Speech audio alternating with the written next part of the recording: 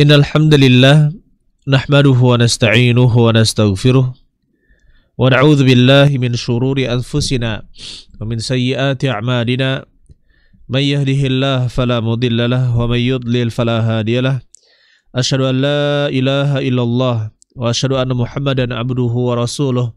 Allahumma salli ala nabiyyina Muhammad wa ala ali Muhammad kama sallaita ala Ibrahim wa ala ali Ibrahim innaka Hamidum Majid. Ya ayyuhalladzina amanu taqullaha haqqa tuqatih wa la tamutunna illa wa antum muslimun.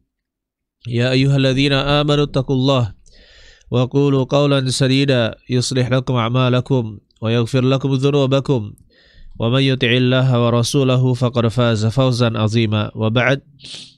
Ayyuhal ikhwan rahimani wa rahimakumullah. Saudara-saudari sekalian, pendengar dan pemirsa Radio Roja Darussalam Palembang, rahimani wa rahimakumullah. Mudah-mudahan Allah Subhanahu wa taala memberkahi kita semua, menyayangi kita semua, memberikan rahmat dan kasih sayangnya kepada kita semua. Alhamdulillah Allah Subhanahu wa taala bisa mengumpulkan kita di siaran ini. Mudah-mudahan Allah Subhanahu wa taala memberikan kekuatan kita untuk bisa terus belajar dan belajar. Selama kita masih memiliki umur, maka kita harus terus belajar dan belajar. Belajar itu adalah proses untuk berubah. Belajar adalah kita bagaimana mengetahui suatu proses agar kita bisa berubah menjadi yang lebih baik, ya.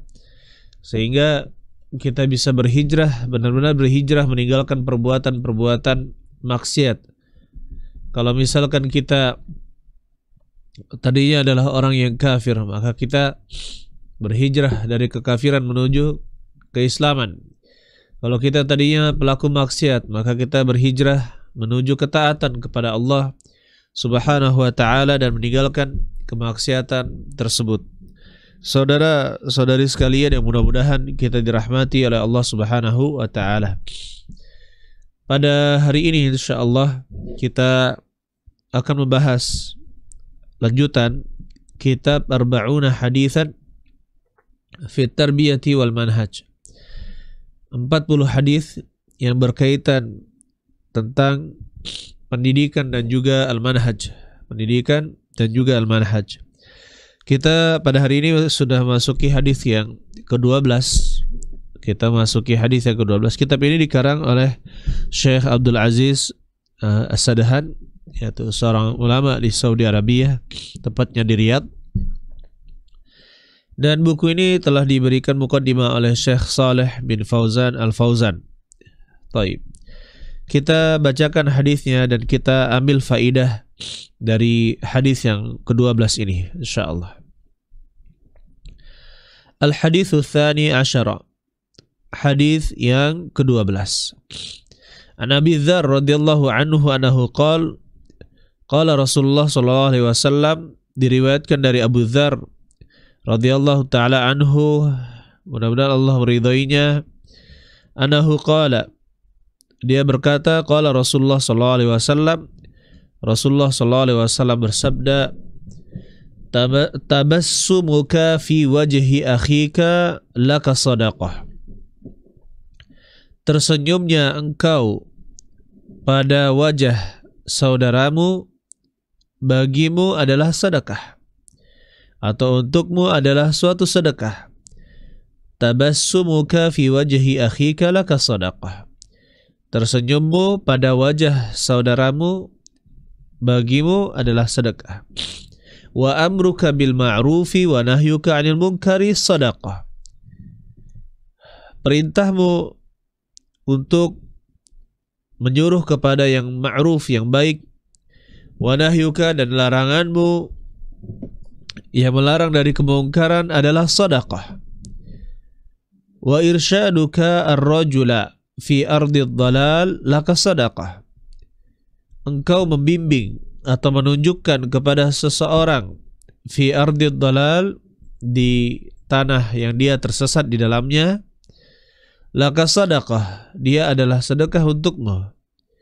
Wa basaruka lirrajulir radi al-basar, dan pandanganmu kepada seorang yang memiliki penglihatan yang buruk, maksudnya penglihatanmu untuk membantu orang yang memiliki penglihatan buruk, laka sadaqah, maka untukmu sedekah. Insyaallah saya akan jelaskan potongan-potongan ini insyaallah. Wa imatatuka al-hajar wa syaukata wal azma 'anit tariq laka sadaqah, dan engkau menyingkirkan batu, duri, dan juga tulang 'anit tariq, dari jalanan, laka sadaqah, itu adalah sedekah untukmu. Wa ifraghuka min dalwika fi dalwi akhika laka sadaqah, dan engkau menuangkan air dari ember milikmu ke ember saudaramu, ya, saudaramu yang lain, laka sadaqah, maka itu adalah sedekah untukmu. Akhrajahu al-Bukhari fil Adab al-Mufrad, dikeluarkan oleh Imam Al-Bukhari di dalam kitabnya Al-Adab Al-Mufrad, dan juga Imam At-Tirmidzi, begitu pula Ibnu Hibban. Begitu pula Ibnu Hibban itu dalam sahihnya, Imam Tirmidzi dalam sunannya. Taib ayyuhal ikhwan rahimani wa rahimakumullah. Saudara-saudari sekalian, Bapak Ibu sekalian yang mudah-mudahan kita dirahmati oleh Allah Subhanahu wa taala. Kita bisa lihat bagaimana pada perkataan Nabi Shallallahu Alaihi Wasallam terdapat hikmah yang sangat-sangat besar. Terdapat hikmah, terdapat manfaat, terdapat faedah yang sangat besar dengan sedikitnya perkataan beliau. Kalau kita lihat di sini, maka Nabi Shallallahu Alaihi Wasallam menggambarkan bentuk amalan-amalan yang ringan atau amalan-amalan yang berkaitan dengan membantu orang lain, dan di sana bernilai pahala yang sangat besar, dianggap sebagai sedekah. Ketika seorang merasa dirinya tidak memiliki harta, maka dia terkadang minder dengan orang yang kaya, yang punya banyak harta, yang sering bersedekah. Tetapi kita katakan bahwa masalah harta itu sudah dibagi oleh Allah Subhanahu wa taala, telah dibagi oleh Allah. Ya, oleh karena itu bukan pilihan kita. Kita hanya berusaha bagaimana tidak tergantung kepada orang lain. Kemudian Allah Subhanahu wa taala membagikan rezeki. Ada yang kaya, ada yang miskin, ada yang sedang-sedang saja. Sehingga ada amalan-amalan yang bisa dilakukan oleh orang-orang yang mungkin tidak memiliki harta. Dia bisa melakukan hal-hal tersebut bernilai sedekah. Jadi dia tidak minder dan dia tidak putus asa, dan dia bisa mengalahkan amalan-amalan orang yang memiliki harta. Baik. Yang pertama, ayyuhal ikhwan, potongan yang pertama dari hadis ini kita ambil faedahnya insyaallah. Potongan yang pertama yaitu tabassumuka fi wajhi akhika laka sadaqah. Kata Nabi sallallahu alaihi wasallam, tabassumuka, tersenyumnya engkau, fi wajhi akhika, pada ketika bertemu dengan saudaramu, maka itu adalah sedekah, itu adalah sedekah. Ya, itu adalah sedekah. Begitu pula kata Nabi sallallahu alaihi wasallam, la tahqiranna minal ma'rufi syai'a. Janganlah kamu menganggap remeh sedikit pun, walau antalqa, meskipun engkau hanya bertemu dengan, walau antalqa akhaka, dengan saudaramu, biwajhin talqin, dengan wajah yang ceria, menyenangkan, bersahabat. Nah, di sini ya ikhwan dicatat sebagai sedekah, maksudnya sangat berpahala. Amalan tersebut sangat berpahala. Oleh karena itu ya ikhwan, amalan tersenyum kepada orang lain ini bukanlah amalan yang berat. Kita bisa tersenyum kepada saudara kita, menjadi smile man, ya, menjadi orang yang sering tersenyum, tidak cemberut, tidak menakutkan, bukan pandangan yang wajah yang tajam yang sangat menyeramkan. Tidak, tetapi apa? Wajah yang lapang yang sangat disenangi oleh orang-orang yang di dekatnya. Oleh karena itu ya ikhwan, di sini tersenyum pun ini bisa menyebabkan hati orang lain senang sehingga dia tercatat sebagai sedekah. Begitu pula al-amr bil ma'ruf wa nahyu 'anil munkar, perbuatan menyuruh orang lain untuk melakukan kebaikan dan juga meninggalkan perbuatan kemungkaran, maka ini juga sedekah. Ketika seorang melihat saudaranya meninggalkan kewajiban, dia ajak agar melaksanakan kewajiban, maka ini namanya al-amru bil ma'ruf. Ya. Kemudian ketika saudaranya dia melihat saudaranya jatuh dalam kemaksiatan, terjatuh ke dalam kemaksiatan, dia nasihati agar meninggalkan kemaksiatan tersebut, maka ini namanya wanahyu 'anil munkar, melarang dari kemungkaran. Ya. Oleh karena itu saudara-saudari sekalian yang mudah-mudahan kita dirahmati oleh Allah Subhanahu wa taala, ketika kita melihat kemungkaran, maka kita diperintahkan untuk mengingkarinya. Bagaimana agar kemungkaran tersebut bisa berhenti? Bagaimana kemungkaran tersebut atau bisa berkurang? Maka kita lakukan sesuai kondisinya. Dan ini adalah sedekah. Ini adalah sedekah. Banyak orang-orang kaya disibukkan dengan pekerjaannya sehingga dia tidak bisa beramar ma'ruf nahi munkar. Begitu pula tidak bisa bertemu dengan banyak manusia. Ya, maka kita katakan tersenyum, beramar ma'ruf nahi munkar, ini termasuk membantu saudara kita. Bentuk al-amr bil ma'ruf wa nahyul munkar, memerintahkan kepada yang baik, menyuruh melarang dari perbuatan mungkar, maka ini bisa kita lakukan, dan ini kebaikan. Sebagaimana kita disunahkan, kita dianjurkan untuk membantu saudara kita yang lain, maka membantu mereka untuk mengerjakan kewajiban atau ketaatan. Begitu pula membantu mereka untuk meninggalkan perbuatan maksiat. Maka yang seperti ini ya ikhwan, termasuk bentuk bantuan yang paling afdal, termasuk bentuk bantuan yang paling utama. Oleh karena itu saudara-saudari sekalian yang mudah-mudahan kita semua dirahmati oleh Allah Subhanahu wa taala. Selanjutnya wa irsyadu karrajula fi ardid dhalal laka sadaqah.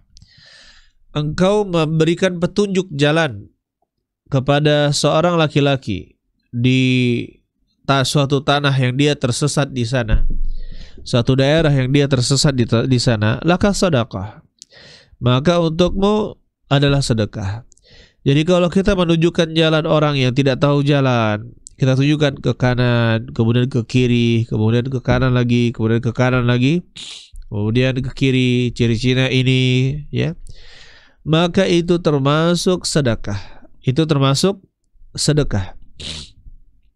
Begitu pula wa basaruka lirrajul, ya, penglihatanmu, maksudnya apa? Wa basaruka lirrajul ar-radi al-basar, maksudnya kita memanfaatkan penglihatan kita untuk membantu orang yang kesulitan melihat, baik karena buta atau rabun. Orang yang rabun terkadang hanya bisa melihat cahaya sedikit sekali, ya, dan harus dituntun ketika dia berjalan. Begitu pula orang yang hilang penglihatannya, maka kita bantu dia, kita tuntun orang yang buta agar dia bisa berjalan ke arah tujuan yang dia inginkan. Ini termasuk bantuan yang ringan, tetapi apa? Sangat bernilai. Ya, sangat bernilai. Begitu pula imatatuka al-hajar wa syaukata wal azma. Engkau menyingkirkan batu-batuan. Begitu pula syaukah, duri-duri, wal azma, tulang-tulang, anit tariq, dari jalanan, laka sadaqah. Itu termasuk sedekah. Jadi kita disuruh oleh Nabi Shallallahu Alaihi Wasallam ketika melihat ada gangguan di jalan, baik kayu, duri, tulang-tulang yang dibuang berserakan, atau barang-barang yang berserakan yang mengganggu jalan orang, maka bagaimana? Maka ya kita katakan, kita singkirkan dari jalan agar orang lain bisa berjalan.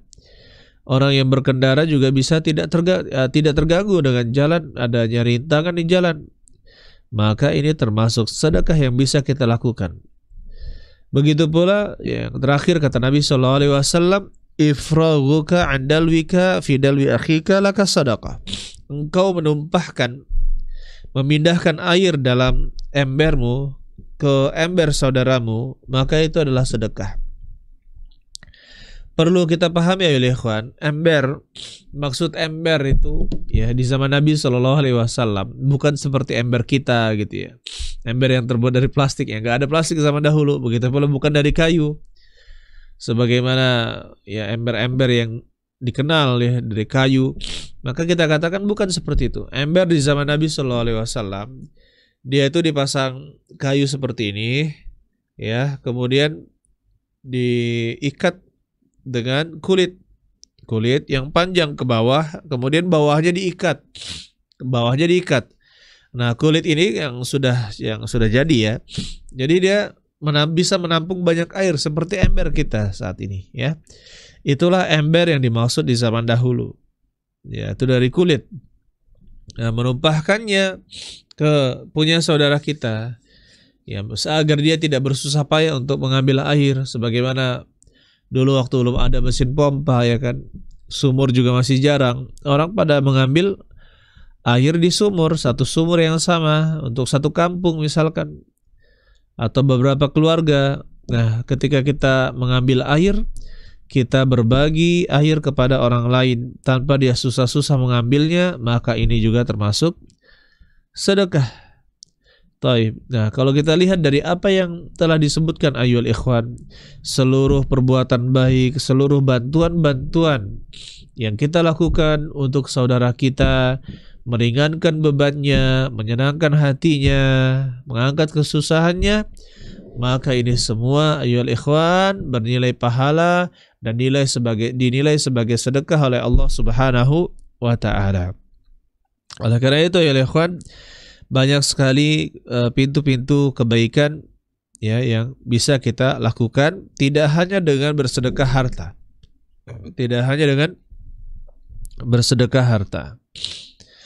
Taib. Nah, di sini kalau kita lihat Bapak-bapak sekalian, saudara-saudari sekalian, pendengar Roja Darussalam Palembang yang mudah-mudahan kita semua dirahmati oleh Allah Subhanahu wa taala. Ada banyak sekali faedah dari hadis ini yang bisa kita petik ya. Yang pertama, jalan-jalan kebaikan itu sangat banyak. Jalan-jalan kebaikan itu sangat banyak. Jadi jangan kita berpikir ibadah itu hanya sholat, zakat, puasa, haji ya. Tidak, tapi dia sangat banyak. Kita bantu saudara-saudara kita, kita ringankan beban-beban mereka, maka ini termasuk apa? Termasuk amalan saleh.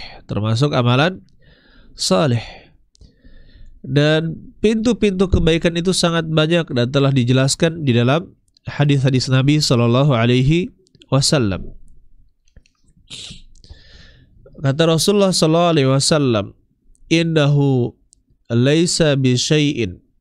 Ya, laisa syai'un. Sesungguhnya tidak ada sesuatu apapun yuqarribukum ilal jannati yang mendekatkan kalian kepada surga illa qad amartukum bihi, kecuali saya telah menjelaskannya kepada kalian. Walaysa syai'un yuqarribukum ilan nar, tidak ada sesuatu apapun yang mendekatkan kalian kepada neraka illa qad nahaitukum anhu, kecuali saya telah melarang kalian darinya. Jadi di sini telah dijelaskan semua jalan-jalan kebaikan oleh Rasulullah Sallallahu Alaihi Wasallam. Apa yang bisa kita kiaskan, kita ambil ya, yang semisalnya dari apa yang dikatakan oleh Nabi Sallallahu Alaihi Wasallam, maka kita lakukan. Contohnya, ya, memberikan pakaian.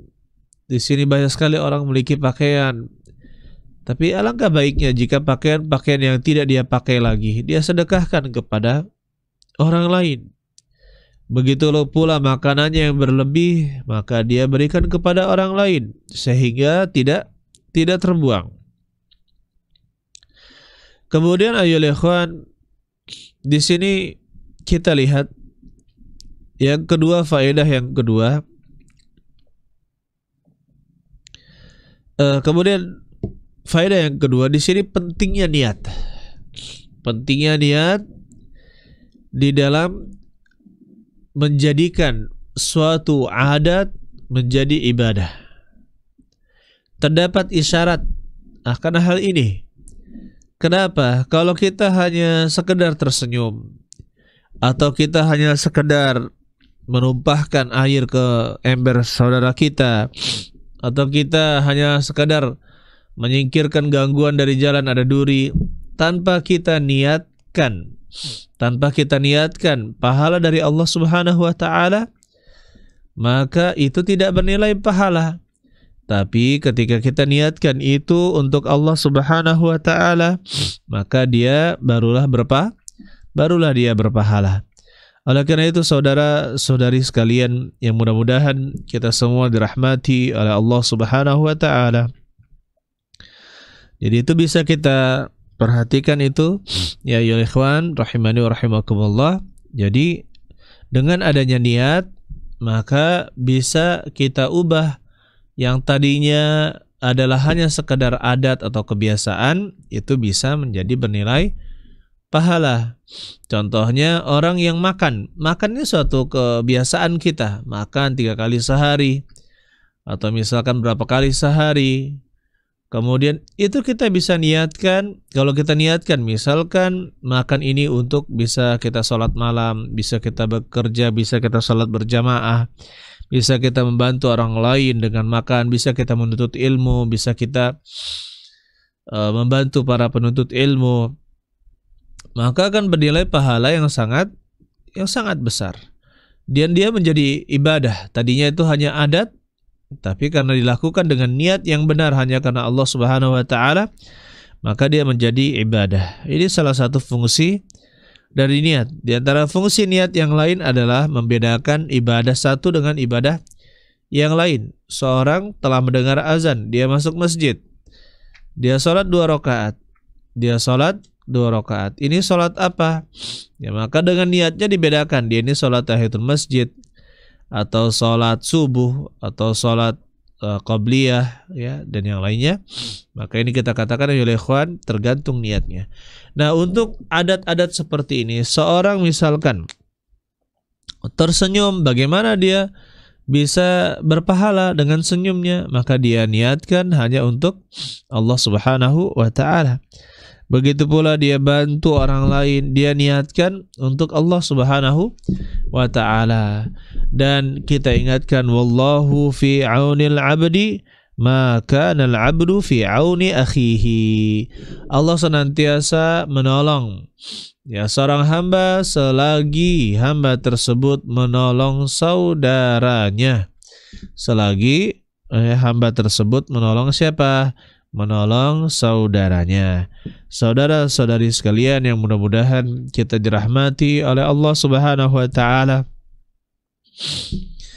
Kemudian ayolah ikhwan rahimani wa rahimakumullah. Jadi ini pentingnya ya, setiap kita melakukan sesuatu, termasuk kita berjalan, termasuk kita makan, minum, niatkanlah, kita pasang niat sehingga itu bernilai pahala. Bahkan suapan kita kepada istri kita itu ya bisa bernilai pahala. Sebagaimana kata Nabi sallallahu alaihi wasallam, al-mu'minu yu'jaru fi kulli syai'. Seorang mukmin diberi pahala di segala sesuatunya, apa yang dilakukannya. Maksudnya apa? Ketika dia pasang niat yang benar, ya, ketika dia pasang niat yang benar, maka ini akan bernilai pahala. Sampai kata Nabi sallallahu alaihi wasallam, hatta luqmati ya yarfa'uha ahadukum ila fihi, sampai satu suapan yang dia seorang itu masukkan ke dalam mulutnya, itu juga bisa bernilai pahala, yu'jar, diberikan pahala. Begitu pun dalam riwayat lain, hatta luqmah yarfa'uha ila fimra'atihi, satu suapan yang dia masukkan, yang dia suapkan kepada istrinya, ya, kepada istrinya, maka ini bernilai sedekah. Jadi ini termasuk amalan yang tidak bisa dilakukan oleh orang yang ya tidak menikah. Baik, seperti itu. Kemudian saudara-saudari sekalian yang mudah-mudahan kita dirahmati oleh Allah Subhanahu wa taala. Faedah selanjutnya dari hadis ini, kita mendapatkan bahwa Islam ini sangat perhatian akan kebersamaan, persatuan, dan tolong-menolong, menjalin hubungan. Jadi menjalin hubungan, mengikat persatuan, saling tolong-menolong, ya antara sesama muslim, Dan ini menjadi kaidah di dalam syariat kita, bahwasanya kita harus mencintai saudara kita sebagaimana mencintai diri kita sendiri. Kita inginkan kebaikan untuk saudara kita sebagaimana kita inginkan kebaikan itu untuk diri kita sendiri. Kita inginkan agar saudara kita terhindar dari keburukan-keburukan, nah sebagaimana kita juga ingin diri kita terhindar dari keburukan-keburukan. Maka kita lakukan. Kata Rasulullah SAW, la yu'minu ahadukum hatta yuhibba li akhihi ma yuhibbu li nafsihi. Tidak akan sempurna keimanan seorang di antara kalian sampai dia suka, sampai dia mencintai ya apa untuk saudaranya, suatu kebaikan apa untuk saudaranya sebagaimana dia mencintai itu untuk dirinya sendiri. Jika dia senang memiliki rumah, maka dia juga senang apabila saudaranya punya rumah. Sebagaimana dia senang kalau dia punya kendaraan, maka dia juga senang jika orang lain punya kendaraan. Sebagaimana dia senang jika punya anak, maka dia juga senang apabila orang lain juga punya anak. Apa yang dia senang? Ya, saudaranya yang lain yang statusnya adalah sama-sama muslim, meskipun dia tidak sedarah, ya maksudnya tidak senasab. Meskipun dia adalah orang lain, tapi statusnya adalah muslim, maka kita inginkan kebaikan kepadanya sebagaimana kita inginkan kebaikan tersebut pada diri kita. Begitu pula masalah keburukan-keburukan, sebagaimana kita tidak ingin diganggu, kita ingin merasakan adanya rasa aman, kita tidak ingin disakiti, ya, dan juga tidak ingin menyakiti, maka kita juga inginkan agar saudara kita yang disakiti tidak tersakiti dan juga merasakan aman. Ayyuhal ikhwan rahimani wa rahimakumullah. Inilah kesempurnaan iman seorang mukmin. Dia merasakan iba, merasakan harus bersatu, merasakan kesulitan saudara-saudaranya. Oleh karena itu Rasulullah SAW menyebutkan bahwa orang-orang Islam itu kalbunyan, seperti satu bangunan, yashuddu ba'duhu ba'da, yang saling menguatkan antara satu dengan yang lain. Ya idza ishtaka minhu 'udwan, apabila satu anggota tubuh merasakan sakit, tada'asa irul jasad, ya tada'asa iru jasadihi bil humma was sahar, maka turut merasakan seluruh tubuhnya dengan apa? Dengan humma, demam, dan juga bermalam, yaitu tidak bisa tidur. Saudara-saudari sekalian yang mudah-mudahan kita dirahmati oleh Allah Subhanahu wa taala. Untuk pertanyaan, ya, jadi kita sekarang live, alhamdulillah.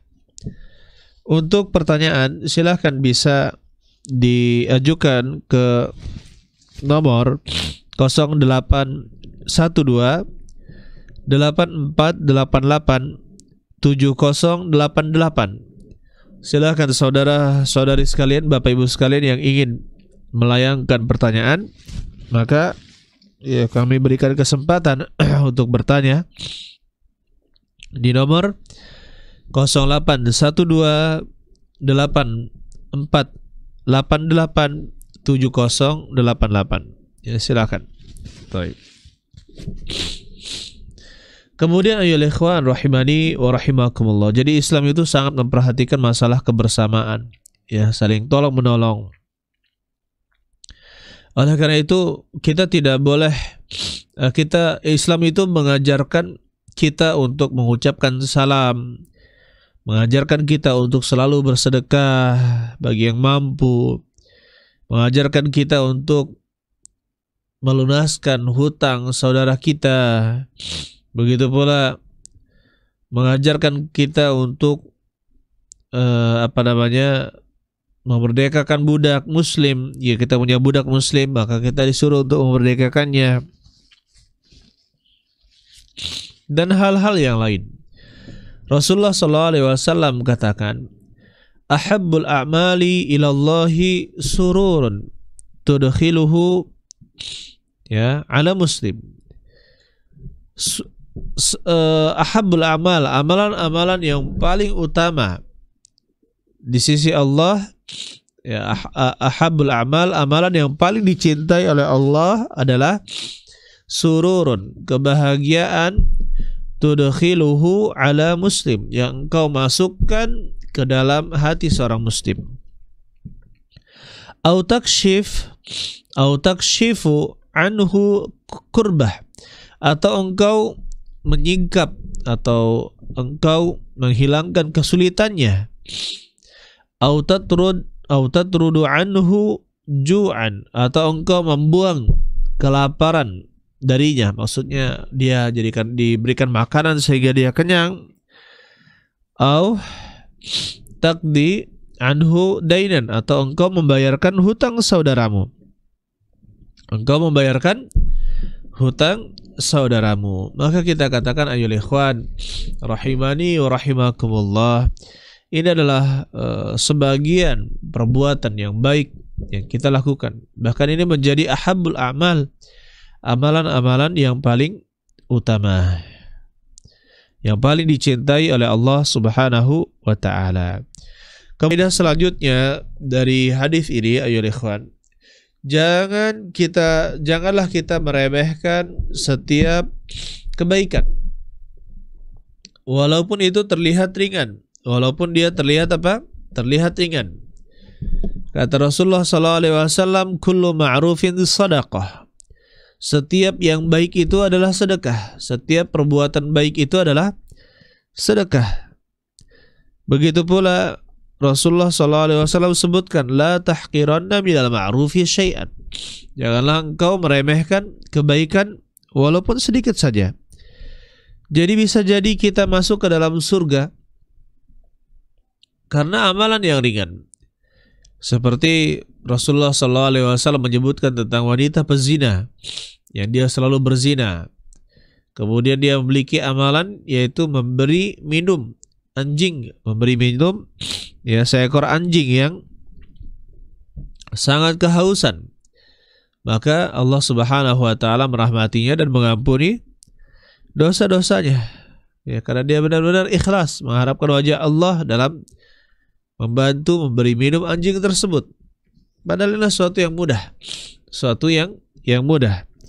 Maka Allah Subhanahu wa taala balas. Ya, bisa jadi dengan satu amalan yang ringan yang kita benar-benar ikhlas melakukannya, itu memasukkan kita ke dalam surga, dan Allah Subhanahu wa taala hapuskan dosa-dosa kita dengannya. Jadi kita jangan menganggap remeh suatu amalan sedikit pun. Kemudian ayyuhal ikhwan rahimani wa rahimakumullah, sudah sepantas ya bagi para da'i atau para duat, para da'i, dengan hadis ini juga kita bisa pahami agar menjadi contoh untuk melakukan kebaikan-kebaikan kepada orang lain, membantu orang lain, meringankan kesusahan mereka. Ada orang yang ingin menikah, maka kita bantu ya agar orang lain bersedekah. Ketika ada orang yang sakit, maka kita kumpulkan misalkan harta untuk disalurkan kepadanya. Atau misalkan ada yang kesulitan kendaraan, kita pinjamkan kendaraan kita kepadanya. Ya. Maka yang seperti ini ayyuhal ikhwan rahimani wa rahimakumullah, amalan-amalan yang bisa dikatakan suatu amalan yang ringan, ya, satu amalan yang ringan. Ya, alhamdulillah selama bertahun-tahun ya banyak sekali yang menawarkan ya ketika belum punya kendaraan mobil, Ustadz, kalau antum pergi safar kemana-mana pakai mobil saya saja. Pakai mobil saya saja. Tidak apa-apa katanya. Ya paling dia juga pakai mobil juga tidak terlalu sering. Ya, dan dia justru malah apa? Bertanya. Ya, dan ini bukan satu orang. Banyak orang. Bahkan terkadang harus kita gilir. Mobil mana dulu yang mau kita pakai? Mobil mana dulu yang kita mau pakai? Kenapa? Karena dia ingin mencari pahala dari dakwah, dari safari dakwah. Dia terus bayar pajak gitu kan, dia bayar pajak. Kemudian sangat sayang sekali jika ya, mobil tersebut tidak memiliki faidah. Jadi jangan diremehkan perbuatan-perbuatan baik. Walaupun misalkan ya ikhwan, kita tinggal di daerah yang misalkan kekurangan air, burung-burung, ya kita kasihkan makanan di atas genteng atau di atas tempat yang tinggi, kita kasihkan minum juga kepadanya, sehingga burung-burung berdatangan makan di sana. Masya Allah, ini jangan dianggap sebagai amalan yang remeh. Jangan dianggap sebagai amalan yang remeh. Bisa jadi itu adalah tempat amalan kita yang menggugurkan dosa-dosa kita. Kemudian ayolah ikhwan rahimani wa rahimakumullah, saudara-saudari sekalian, Rasulullah sallallahu alaihi wasallam juga mengatakan ahabbun nasi ilallahi anfa'uhum linnas. Manusia yang paling dicintai oleh Allah adalah yang paling bermanfaat kepada manusia. Jadi kalau kita ditanya prestasi apa yang paling baik yang dilakukan seseorang, ya, seorang muslim, maka jawabannya semakin besar manfaat yang dia berikan kepada orang lain, maka ya semakin besar juga kecintaan Allah kepada orang tersebut. Oleh karena itu kita usahakan, kita berusaha sekuat mungkin agar menjadi orang yang bisa bermanfaat untuk orang lain. Kemudian ayyuhal ikhwan rahimani wa rahimakumullah, kita juga mendapatkan faidah di sini bahwasanya sangat penting seorang muslim itu berakhlak yang mulia, membantu orang lain, ya. Jadi kalau kita lihat perbuatan-perbuatan ini, maka itu adalah apa? Perbuatan-perbuatan baik. Oleh karena itu, terkadang dakwah itu lebih dilihat dengan apa? Dengan perbuatan daripada dengan perkataan. Banyak sekali subhanallah, ya, orang yang mendapatkan hidayah karena misalkan kelembutan seseorang, karena perbuatan baik seseorang. Seperti misalkan di negara-negara minoritas sekarang, alhamdulillah, seperti di saudara kita di Australia, di Amerika, mereka mendatangi orang-orang yang homeless, yang tidak punya rumah. Ternyata banyak ya orang yang negara-negara besar seperti itu, di kota-kota juga banyak orang yang tidak punya rumah. Jadi mereka sambil berdakwah sambil menampakkan akhlak Islami. Jadi di waktu malam sekitar ba'da Isya, mereka berangkat bersama satu mobil atau dua mobil, bawa makanan-makanan. Mereka bagikan kepada orang-orang yang tidak memiliki tempat tinggal. Ya, orang-orang kalau ketika misalkan musim dingin, mereka diberikan selimut. Ketika misalkan apa, diberikan makanan, diberikan minuman, sampai masya Allah, saya ketika melihat rekaman-rekaman teman-teman yang berdakwah dengan membagikan sedekah tersebut, ya kita senang. Sampai mereka tidak memaksakan agar apa? Agar mereka masuk Islam. Itu tuh pertama kali adalah pengenalan Islam dulu. Seperti apa sih orang Islam? Nanti masalah hidayah itu tangan Allah Subhanahu wa taala. Mungkin bisa jadi ada dai yang lain atau orang yang lain yang berdakwah, kemudian dia dari dia bertanya tentang Islam, kemudian dia masuk ke dalam agama Islam. Tapi sebelumnya kan ada apa yang menyebabkan dia tertarik dengan agama Islam. Nah ini ya butuh apa? Butuh muqaddimah, butuh pengantar yang bisa membawa seperti itu. Dan alhamdulillah dengan perbuatan-perbuatan tersebut banyak yang masuk ke dalam agama Islam. Saudara-saudari sekalian yang mudah-mudahan kita dirahmati oleh Allah Subhanahu wa taala. Taib. Kemudian sudah sepantasnya juga kita bisa mengambil faedah dari hadis ini. Orang yang sebagai seorang muslim, ya, muslim itu bisa menjaga wibawanya, menjaga muruahnya, menjaga citra dirinya, dan tidak melakukan hal-hal yang bisa merusak wibawa dan citra dirinya. Ya, terkadang ada orang yang melakukan hal-hal yang konyol, hal-hal yang bodoh, yang itu merusak wibawanya, sama ya, hancur wibawanya, tidak berwibawa sama sekali. Tapi kalau kita lihat ayo ikhwan, orang-orang yang menjaga diri, berbicara seperlunya, kemudian dia murah senyumnya, kemudian dia ringan tangannya, suka membantu orang lain, kemudian dia tidak melakukan hal-hal yang tidak bermanfaat seperti suka ngeprank, ya, kalau sekarang suka ngeprank, kerjai teman, maka ini merusak wibawa. Bahkan duduk-duduk di pinggir jalan yang tidak ada faedahnya, itu juga mengurangi wibawa seseorang. Oleh karena itu, ya ikhwan rahimani wa rahimakumullah, saudara-saudari sekalian yang mudah-mudahan kita semua dirahmati oleh Allah Subhanahu wa taala. Islam mengajarkan kita agar selalu menjaga wibawa diri kita, ya. Sebagaimana Nabi Shallallahu alaihi wasallam, begitu pula para sahabat yang mulia. Ketika kita tertawa, maka jangan terlalu terbahak-bahak. Boleh kita tertawa sebagaimana pelajaran kita pada minggu lalu, bahwa Nabi Shallallahu alaihi wasallam juga tersenyum dan tertawa. Tetapi apakah sering tiap hari Rasulullah Shallallahu alaihi wasallam ketawa seperti itu? Jawabnya tidak. Pada tempat yang memang pantas untuk tertawa di sana, maka dia tertawa, beliau tertawa, ya. Dan juga salah ya ikhwan apabila misalkan ada tempat di mana misalkan ya kita berkumpul dengan orang-orang soleh, misalkan ya kita berkumpul dengan orang-orang soleh, ternyata ada seseorang yang sedang bercerita, sangat asyik bercerita, dan bukan cerita kemaksiatan. Ternyata apa, ada hal yang membuat semua orang tertawa, ya. Dia tidak berdusta, tapi apa, dengan kisahnya itu menjadi lucu, gitu, menjadi ada kelucuan. Kemudian yang lain tertawa, kemudian dia tidak tertawa. Maka ini suatu yang aneh, ya, suatu yang tidak normal. Kita katakan tidak normal. Kalau misalkan orang lain tertawa, maka ikutlah tertawa. Ya, dan bukan dinamakan orang yang zuhud. Itu adalah orang yang meninggalkan tertawa. Sezuhud manusia adalah Nabi SAW, tapi beliau juga tersenyum dan tertawa.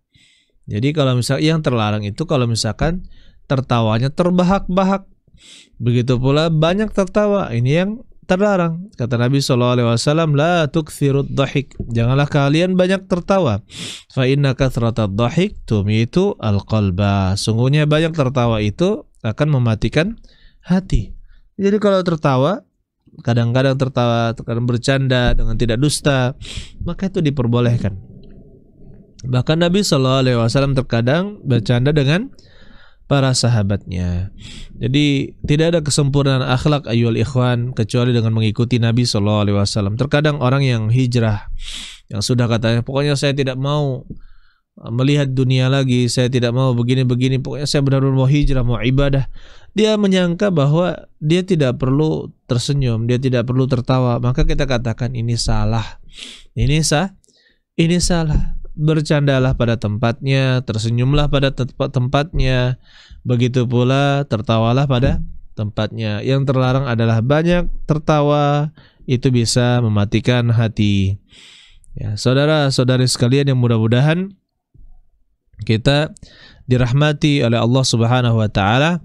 Kemudian selanjutnya amalan yang termasuk amalan utama adalah menyingkirkan gangguan dari jalan, baik batu, duri, tulang. Nah, ini dikiaskan dengan semisalnya, atau balok, atau batu yang besar, atau apalagi genteng yang di jalanan, atau di situ ada apa?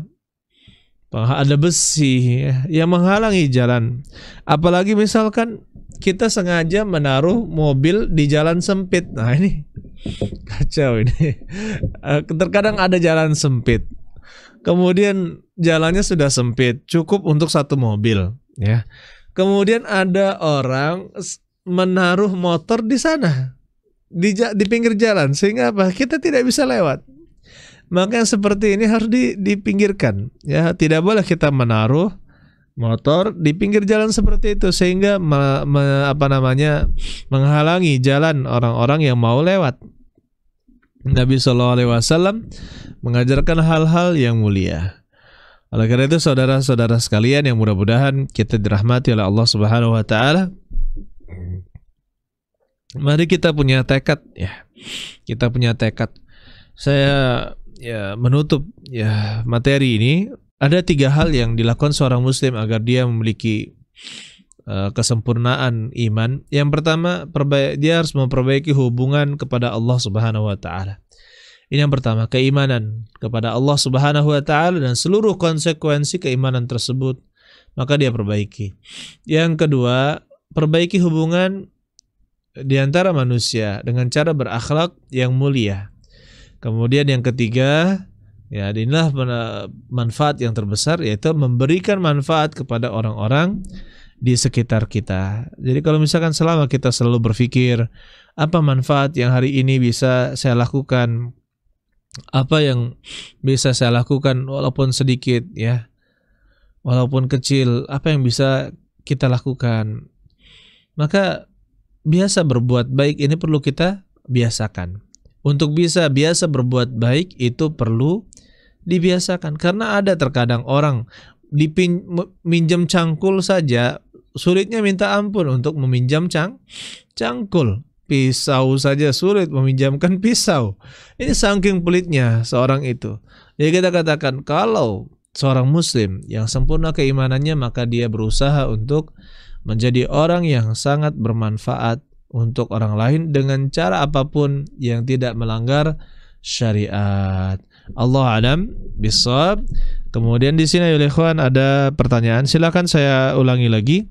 Bagi saudara-saudari sekalian yang ingin bertanya, maka silakan mengajukan pertanyaannya ke nomor 0812 8488 7088 0812 8488 7088. Ada pertanyaan yang pertama dari Pak Harso di Sududuk Putih. Di mana nih Sududuk Putih nih? Baru saya dengar. Assalamualaikum Ustaz. Waalaikumsalam. Apa hukumnya onani? Bagaimana bila terpaksa karena nafsu tidak tertahan dan tidak memiliki istri? Nah ini bagaimana hukum onani? Jadi Allah alam bisawab ayyuhal ikhwan, memang para ulama berselisih di dalamnya. Ya. Para ulama berselisih di dalam hal ini. Tapi pendapat yang kuat adalah dia haram, dia diharamkan, seperti Syekh Utsaimin, kemudian dalam mazhab Syafi'i mengatakan bahwa onani itu adalah hal atau istimna, ya, itu termasuk hal yang diharamkan. Karena Allah Subhanahu wa taala katakan walladzina hum li furujihim hafizun, dan orang-orang yang terhadap kemaluan mereka menjaganya, illa ala azwajihim, kecuali kepada istri-istri mereka, au ma malakat aimanuhum, atau kepada budak-budak mereka, fa innahum ghairu malumin, sesungguhnya mereka ya tidak melakukan hal yang tercela. Berarti apa? Kata Allah Subhanahu wa taala dalam ayat yang ke-7, famani batagha wara'a dzalika faulaika humul adun. Barang siapa yang menginginkan di balik itu, maka selain itu, faulaika humul adun, mereka itulah orang-orang yang adun, telah melampaui batas. Maksudnya orang-orang yang telah melakukan perbuatan dosa. Jadi begitu pula kata Nabi sallallahu alaihi wasallam, kutiba 'ala ibni Adam nasibuhu minaz zina. Yudriku dzalika la mahalah. Akan dicatat bagian dari zina bagi setiap orang dan dia tidak bisa terlepas darinya. Maka Nabi SAW sebutkan fal ainani zinahuman nazar, ya, dua mata zinanya adalah melihat, telinga zinanya adalah mendengar, dan seterusnya, tangan, kaki dan sebagainya. Begitu pula wa qalbuhu yahwa yatamanna, hatinya itu membayangkan dan menginginkannya. Nah, kalau kita lihat di sini ya ikhwan, hal-hal yang seperti ini yang menjadi muqaddimah dari zina, maka telah dianggap sebagai zina yang kecil. Maksudnya zina yang kecil adalah zina yang apa? Dia adalah hal yang haram. Nah, maka kita katakan bagaimana dengan onani? Maka di sana pasti ada pembayangan, di sana ada tangannya juga digunakan atau yang lainnya digunakan, tubuhnya juga digunakan. Maka di sini masuk ke dalam zina yang kecil. Allah alam bisawab. Kita katakan ya ada pengecualian, misalkan kita dipaksa untuk berzina, ya, atau sangat terdesak untuk dipaksa berzina, diajak berzina, kemudian daripada kita berzina maka kita mengeluarkan dengan cara onani tersebut, maka kita katakan ini ma'dzur. Kenapa? Daripada dia berzina, syahwatnya disalurkan kepada perzinaan yang hakiki, maka dia buang untuk menghindari perzinaan tersebut. Taib. Kemudian yang kedua, pertanyaan dari Fatimah, saudari Fatimah di Palembang. Ustadz, bolehkah berhutang untuk resepsi atau walimah pernikahan karena tuntutan dari calon mertua? Jawabannya boleh, dengan syarat dia memiliki keyakinan untuk bisa membayarnya. Dengan syarat dia memiliki keyakinan insya Allah, atau berat sangkanya insya Allah nanti dia bisa membayarnya pada waktu yang disepakati. Maka hal tersebut diperbolehkan. Ya, berhutang untuk menikah itu diperbolehkan. Kemudian pertanyaan yang ketiga dari hamba Allah di Sukabangun. Masya Allah. Assalamualaikum Ustadz. Waalaikumsalam. Bagaimana dengan profesi pelawak atau stand up comedy yang sekarang banyak menjamur? Bagaimana juga hukum menontonnya? Jahit, ini soal yang bagus sekali. Kata Rasulullah SAW, wailul lilladzi yakdzib, celakalah orang yang berdusta, liyudhika bihin nas, agar manusia tertawa. Wailul lahu thumma wailul lahu, kecelakaan untuknya, kecelakaan untuknya. Ini menunjukkan bahwa profesi pelawak itu adalah profesi yang diharamkan di dalam syariat kita ini. Dan tidak perlu ditawar lah, tidak perlu ditawar. Kalau mau beriman kepada Allah Rasulnya. Ini perkataan Nabi SAW. Kalau misalkan dia berkata dengan suatu kisah yang benar, gitu kan, dia berkata dengan kisah yang benar, kemudian orang tertawa karena spontanitas orang tertawa, gitu, bukan karena dia berdusta untuk orang lain tertawa, maka kita katakan itu bukan suatu dusta dan itu bukan suatu lawakan, tetapi memang itu adalah spontanitas yang membuat orang tertawa, gitu. Karena memang ada sebagian manusia yang dia itu humoris. Dia berkata, dia berjalan saja, ya, berjalan saja orang melihat dari jauh, orang sudah tertawa. Ada tipe-tipe orang seperti ini. Kita tidak bisa paksakan untuk merubah dirinya, gitu kan. Bahkan di sebagian ustadz kita juga ada seperti itu. Kita tidak bisa merubah. Karena memang apa? Tapi coba kita lihat beda antara orang yang saleh, ketika dia bercanda, ketika dia berkata dan itu orang lain tertawa, senang dengan perkataannya, di sana tidak ada dusta di dalamnya, tidak ada dusta. Contohnya, saya pernah diceritai seorang kawan, gitu, ketika dia jual batu akik, kemudian dia bercerita ke saya, ada orang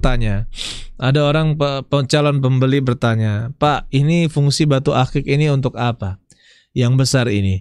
Maka dia jawab, ini kalau kau pasang di sini, ya, ini fungsinya kalau kau tinju orang, katanya, kalau kamu tinju orang, ini bonyok di sini, katanya. Artinya kita dengar ceritanya saja langsung kita tertawa gitu. Dan dia, karena banyak orang menganggap bahwa batu akik itu punya isian-isian, atau ada yang berguna untuk penglaris, ada yang berguna untuk kekuatan, ada untuk kewibawaan, dan yang lainnya. Ini katanya kalau ditaruh di tangan sini kemudian ditonjok orang, ini benjol katanya. Maka seperti itu apa? Ya, bercanda yang katakanlah ya boleh saja seperti itu. Tapi kalau misalkan sampai berdusta, atau misalkan seperti ini stand up comedy yang memang dia itu berbicara ya, dan di situ tentunya ada dusta, dia bercerita tentunya ada dusta, maka kita katakan ayo ikhwan, maka itu bukanlah pekerjaan yang halal. Bagaimana hukum menontonnya? Ya, hukum menontonnya sama saja, tidak boleh kita menonton lawakan-lawakan tersebut. Tidak boleh kita menonton lawakan-lawakan tersebut. Allah a'lam bishawab. Silakan kalau masih ada lagi, silakan kita berikan kesempatan. Taib. Ayyuhal ikhwan rahimani wa rahimakumullah, saudari sekalian yang mudah-mudahan kita dirahmati oleh Allah Subhanahu wa taala. Dan menutup kajian kita pada malam hari ini ya, saya nasihatkan gitu kepada saudara-saudari sekalian, untuk saat ini yang paling sangat dibutuhkan sebenarnya untuk mengadakan islah atau perbaikan umat adalah kita dukung para ulama, para ustadz, dan juga para penuntut ilmu. Kita dukung mereka untuk apa? Untuk bisa belajar, untuk bisa mengajar, dan untuk bisa berdakwah. Kita dukung ya para penuntut ilmu, para ulama, para ustadz untuk belajar, mengajar, dan juga berdakwah. Karena sekarang ini sangat sedikit orang yang terjun ke dunia seperti itu, karena banyak manusia menyangka bahwasanya orang yang mempelajari ilmu agama di pondok-pondok pesantren atau di lembaga-lembaga pendidikan, maka mereka adalah orang-orang yang terbelakang. Orang-orang yang terbelakang. Padahal apa buktinya? Ya, saya tanyakan balik, apa buktinya kalau misalkan belajar di sekolah umum itu menjamin bahwa dia pasti menjadi orang yang kaya? Maka tidak menjamin, karena rezeki itu sudah ditakar oleh Allah Subhanahu wa taala. Banyak sekali para santri, lulusan santri yang menjadi pedagang besar, yang menjadi orang-orang yang berduit, kemudian dia bermanfaat untuk dakwah, mendirikan perusahaan, memasukkan orang untuk bekerja dalam perusahaan tersebut, bermanfaat. Kemudian dia juga bersedekah, membangun masjid dan membangun pondok pesantren, menafkahi anak-anak yatim, panti jompo, dan sebagainya. Dia gunakan hartanya untuk ketaatan kepada Allah Subhanahu wa taala. Dan juga ada juga ya orang-orang di pondok pesantren tidak menjadi orang kaya. Ada yang menjadi orang miskin juga ada, orang sedang juga ada. Jadi itu tidak menjamin rezeki seseorang. Tapi ada perbedaan antara orang yang belajar di umum dengan yang di agama. Yang pertama tidak tahu agama, yang kedua dia paham agama. Dia paham ilmu agama Allah Subhanahu wa taala. Nakalnya orang pondok pesantren, ya kita katakan, ya ada juga yang nakal, kita katakan ada juga yang nakal. Tapi apa? Nakalnya ini kalau dibandingkan dengan nakalnya di luar pondok pesantren, maka sangat jauh sekali. Ya sangat jauh sekali. Yang menurut pondok pesantren misalkan chattingan dengan lawan jenis ini suatu pelanggaran yang sangat berat ya. Dan ini sangat sedikit yang melakukannya. Dan di dunia luar, di luar pondok pesantren, maka itu dianggap seperti sesuatu yang sangat biasa sekali, yang sangat lumrah. Padahal itu adalah pelanggaran bentuk syariat. Oleh karena itu saudara-saudara sekalian, mari kita dukung dengan dana-dana kita, dengan harta-harta kita, membiayai, bahkan kalau perlu kita menjadi orang tua asuh untuk santri-santri yang sedang belajar. Kalau misalkan tadi saya membaca artikel dalam bahasa Arab, subhanallah, tadi ada beliau menulis tentang wajibnya membantu para penuntut ilmu dan para penuntut ilmu. Jadi beliau, kita dapatkan para khotib katanya, para imam katanya, tidak maksimal dalam mengajar. Tidak ada waktu untuk mengajar, tidak ada waktu untuk berfatwa, tidak ada waktu untuk mendidik, mentarbiyah umat katanya. Kenapa? Karena disibukkan dengan tijarah, disibukkan dengan perdagangan, disibukkan dengan pertanian. Kenapa? Mereka tidak punya maisha, tidak punya penghidupan, tidak punya mata pencaharian. Sementara mereka punya anak, punya istri.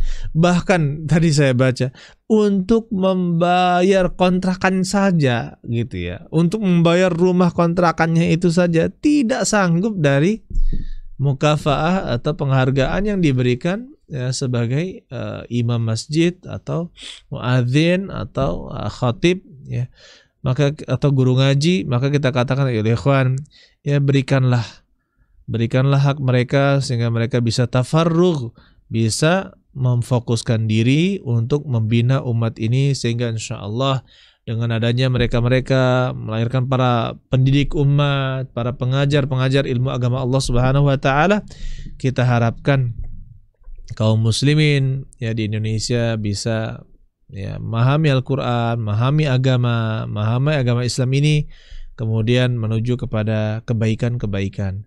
Dan ayolah ikhwan, sangat disayangkan sekali kemarin saya posting suatu link ya, saya sebarkan ke guru-guru tentang orang di Indonesia hampir atau misalkan mungkin sampai yang tidak bisa baca Al-Quran jumlahnya antara 60 sampai 70%. Antara 60 sampai 70% orang Indonesia tidak bisa membaca Al-Quran. Allah, ini sangat menyakitkan hati kita. Kenapa? Kita dulu ketika kecil ya, subhanallah, orang-orang muda itu semangat ketika dia sudah besar, SMA atau sudah setelah SMA, mereka itu semangat mengajarkan apa? Mengajarkan Al-Quran, mengajar ngaji orang lain gitu ya, membina ngaji, mengajarkan agama Islam. Tapi kalau sekarang sangat sedikit orang yang mau mengajarkan bacaan Al-Quran. Coba bayangkan, 60-70% masyarakat Indonesia tidak bisa baca Al-Quran. Berarti apa? Kalau tidak bisa baca Al-Quran, berarti pemahaman agama mereka lebih parah. Ini belum selesai tugas kita sebagai da'i. Kemudian ada pertanyaan yang keempat, ini menutup pertemuan kita pada hari ini. Ustadz, bagaimana cara agar tetap tersenyum ketika kita sedang bad mood? Ya, ketika kita sedang tidak semangat atau lagi perasaan kita lagi galau, lagi sedih, bagaimana agar kita bisa tersenyum? Pertama, untuk tersenyum, cobalah lihat di cermin gitu ya. Cobalah lihat di cermin. Kemudian lihatlah yang mana gigitan kita, menggigit gigi kita gitu ya. Bagaimana kita biasakan, misalkan gigitan gigi kita yang sebelah mana, kemudian apa yang diangkat, apa yang kita tersenyum jadi apa? Dengan membiasakan kita menggigit gigi dengan sebelah situ gitu ya. Walaupun kita atau misalkan posisi seperti itu, dengan membiasakan posisi seperti itu, walaupun kita tidak sedang tersenyum, maka kita terlihat seperti tersenyum. Kita bisa terlihat seperti tersenyum. Coba perhatikan di cermin. Posisi mana saya bagusnya senyum saya, manisnya seperti apa gitu ya. Ketika saya tarik seperti ini. Nah, itu biasakan, itu dibiasakan. Ketika sudah menjadi biasa, insya Allah walaupun lagi sedih, walaupun lagi apa, maka sudah terbiasa untuk terlihat tersenyum. Allah alam bisawab. Ya, kita cukupkan. Barakallahu li wa lakum wa jami'il muslimin. Saya ucapkan terima kasih kepada ikhwan media di Pondok Pesantren Darul Quran Hadis, begitu pula tim Roja Darussalam Palembang yang sudah meliput dan meneruskan suara saya dan juga melalui layar, alhamdulillah, kamera di sosmed. Mudah-mudahan Allah Subhanahu wa taala memberkahi usaha-usaha dakwah yang kita lakukan ini. Mudah-mudahan Allah Subhanahu wa taala memberkahi kita semua, umur kita, keluarga kita, harta kita, dan juga keseharian kita. Barakallahu li wa lakum wa jami'il muslimin. Subhanakallah hamdik, asyhadu an la ilaha illa anta, astaghfiruka wa atubu ilaik. Assalamualaikum warahmatullahi wabarakatuh.